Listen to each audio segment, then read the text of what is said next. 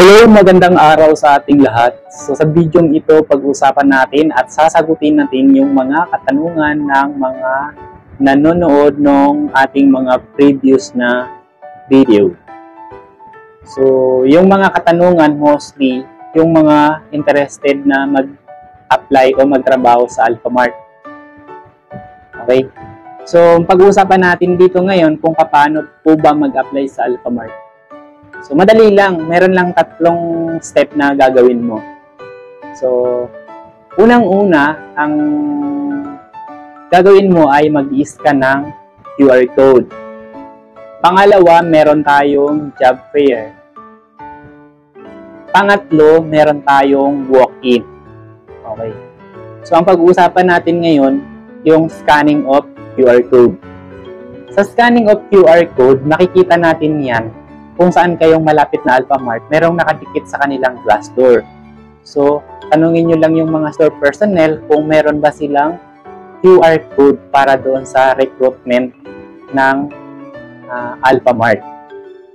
Okay, kung wala naman QR code, pwede nyong i-follow ang alphamartcareer.ph kasi doon updated sila sa pagpo-post kung saan merong available na branch na pwede applyan. Okay. Pangalawa, doon sa job fair. Okay. Sa job fair naman, mostly ginaganap ito sa munisipyo, sa barangay, o di kaya sa mga malalaking mall gaya ng SM, ganoon. O di kaya meron silang naka-schedule na lugar kung saan magkaroon ng job fair. So, pwede kayo mag-apply through job fair. Okay? Pangatlo, walk-in. Okay. So, pag nagwo-walk-in ka, pupunta ka sa main branch ng Alphamart. So, meron tayong tinatawag na distribution center.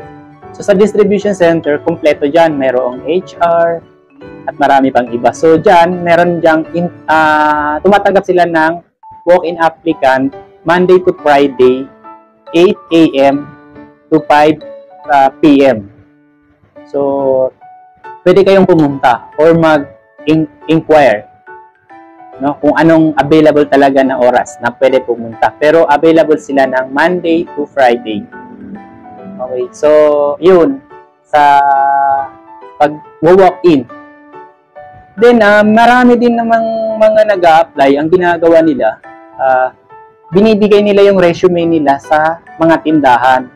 Pero hindi ko siya sinasuggest na ibigay nyo yung mga resume nyo. Kasi sa part ko kasi, minsan, yung mga resume na binibigay sa tindahan, minsan natatagalan siya bago makarating sa HR kasi inaantayin kasi sa Alphamart meron kasing area coordinator. So aantayin pa yung area coordinator.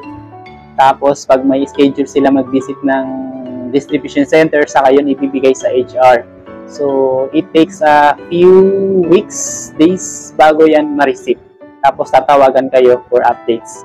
Pero much better doon sa 3 na binanggit ko, doon kayo mag-focus sa pag-scan ng QR code, job fair, and walk-in.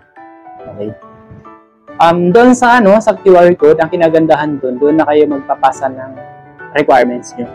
So, attachment ng resume nyo, doon nyo na siya ilalagay. Okay. Yun. So, sa mga nagtatanong, sa mga curious, kung paano mag-apply, yun na nasabi ko na. So, sa susunod na video natin, na gagawin natin, after nitong video, ang pag-uusapan natin dun kung ano ba yung available na position ang pwedeng applyan sa Alphamart store. So, kita-kits sa next video.